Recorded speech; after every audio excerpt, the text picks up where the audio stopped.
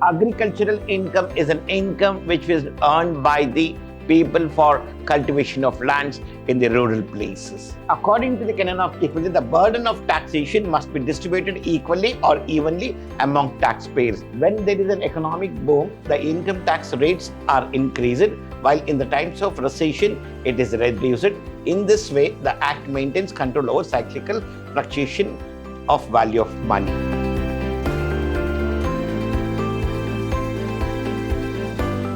Warm welcome to 5th Sem B.Ba. The subject we're discussing Income Tax 1, Unit 1. In our previous session, we have discussed about meaning of taxes, meaning of income, types of income and types of taxes, heads of income, and even the assessment year and previous year.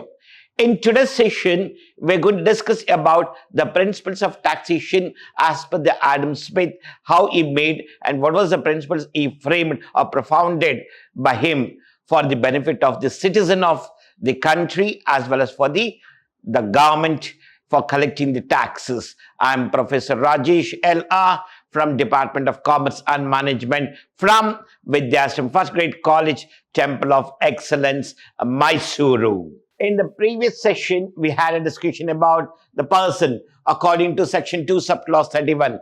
Who is a person? An individual, HUF, joint stock company, a partnership firm, association of person, body of individual, local authority, and artificial judicial person. Whenever they ask you, people define person according to Section 2, Subclause 31, we have to write all the points. Assessee is a person who has received directly or indirectly the income from different sources, so who is eligible to pay tax to the government. Agricultural income is an income which is earned by the people for cultivation of lands in the rural places. In today's session, we are going to discuss canons of taxation. Is nothing but the principles of taxation. What was the main objective of Income Tax Act 1961, the features of income tax and the provisions of Income Tax Act 1961. As per Adam Smith, he propounded 4 principles of taxation which made the government as well as for the taxpayers very much supportive and which made the taxpayer to feel that when it is not burden for him. So which are those 4 principles of taxation or canons of taxation made by Adam Smith? The first one we have here, the canon of equity or equality, the canon of convenience, and third one, canon of economy and canon of certainty. These are the 4 principles framed by Adam Smith.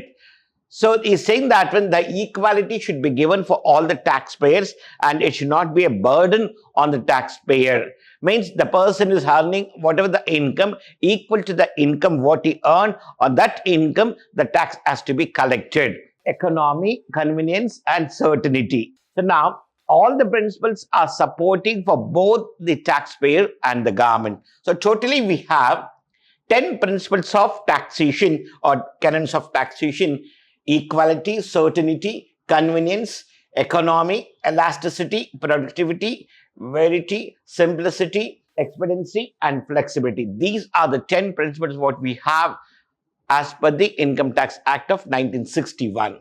As I said that according to the canon of equity, the burden of taxation must be distributed equally or evenly among taxpayers. I think that whatever the amount of tax to be collected from the public, that should be divided equally and according to the income whatever they have earned. Certainty. The tax that an individual must pay should be certain and not a burden. According to Adam Smith, he said that when tax liability should be apparent to the contributor and everyone. They're saying that when tax should be collected in such a way that when only for the certain purpose for which the tax has to be collected, for not for all the concept whatever they're getting source of income here. Canon of convenience, tax should be imposed and collected in such a way that it must convene for both the taxpayers and the government. So make some convenient concept here where the taxpayer should not feel that is a huge risk on his shoulder, and why I have to pay? Why only I have to pay that one? You should not feel in such a way that one. Make convenient concept for them, that how they can pay the tax and what are the benefits can be given to the taxpayer and even the benefit for the government also. Next, elasticity. Canon of elasticity is nothing but every important to modern economists. This canon indicates that tax yield should be flexible or elastic. Whatever the tax you're collecting, it should be very flexible and it should not be a imposition concept, impose concept for the people who are paying the tax to the government. And if there is a flexibility, instead of collecting the tax at one shot, make it to collect on monthly basis or quarterly basis, or support them. If you're going to pay tax earlier, it'll be get benefited for that one, or giving some other benefit for the taxpayers in such a way of deduction. Disclose your income and just get that one.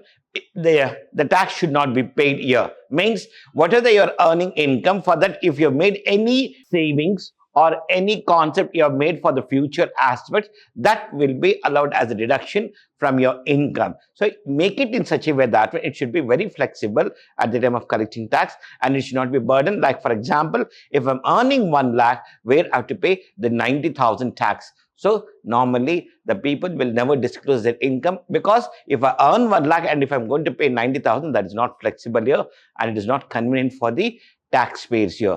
Whatever the income he has earned, just calculate, and then what are the benefits can be given for him, that should be given, and what type of deductions can be given, or the standard deduction whatever we have here. After providing that one, what is his total income and how much tax should be collected and how the tax should be collected, and what are the things he can do while paying the tax to the government.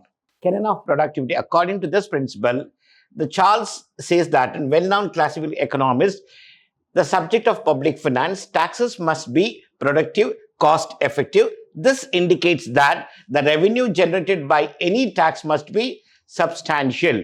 Whatever the government is going to collect tax from the public here, that should be according to the requirement for the needs of the society, and it should not be above that one, and it should be more cost effective. Means here it should be used only for the certain key things only for what the tax has been collected, and whatever you're collecting, it should be equal to your requirement, and the public should not feel burden on their shoulders. Taxation must be dynamic. Means according to the required environment, it should be changed, or according to this environmental changes, the tax structure should be changed. Then only the taxpayer will be more flexible to pay the tax to the government here. Canon of simplicity is that every tax must be straightforward and understandable to the public, so that the taxpayer can calculate it without any assistance of tax professionals. He's saying that the principle is in such a way that when if I want to pay tax, it should be very simple for me to understand how much income I'm earning and what are the benefits I've received. What is my actual total taxable income? On this income, what is the amount of tax I have to pay? So it should be very simple. Each and every common person should be understandable in such a way that when he should not feel at any fraction of time the burden on his shoulder. Canon of expenditure. Tax should be beneficial so that the government may defend itself against public criticism by arguing for its needs. So they're saying that when it is nothing but here, the amount of tax what you're collecting, it should be according to the required purpose and the need for the society. Flexibility. The canon of flexibility states that the entire tax system should be flexible enough to allow taxes to be readily increased or decreased in response to government requirements. If the government requires more, according to the requirement, the funds can be collected or the tax forms can be changed here, or if it is required less, it can decrease the collection of tax from the public here. This is the concept what we have, the principles of taxation. Go through that one, understand properly. Main objective is price stability. The Income Tax Act maintains the price stability in the economy by laying out regulations for direct taxes.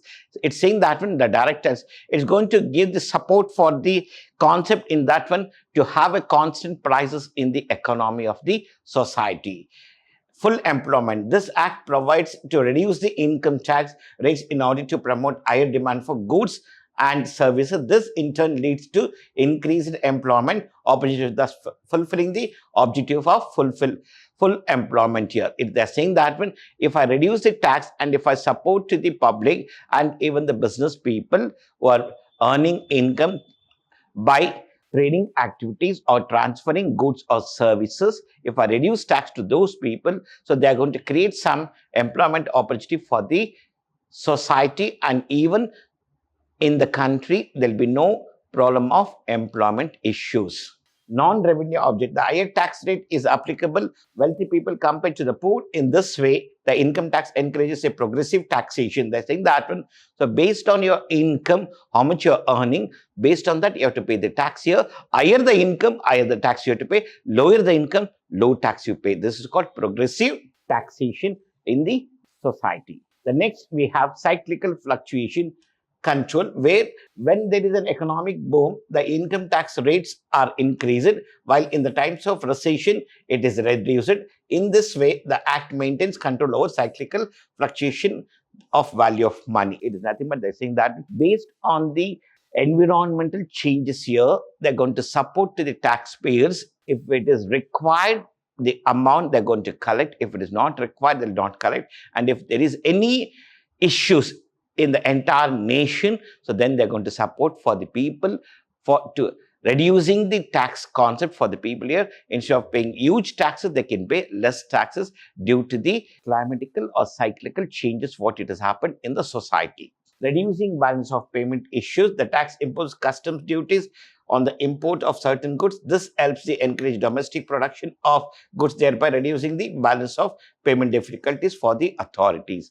So when I encourage the people to have the export and import business here, so when we are collecting the other type of duties or charges from the business people here, so it reduces the balance of payment, and even it encourages the small business people to enter into the business sector. The features of Income Tax Act is that it is very simple. Income tax is a form of direct taxes.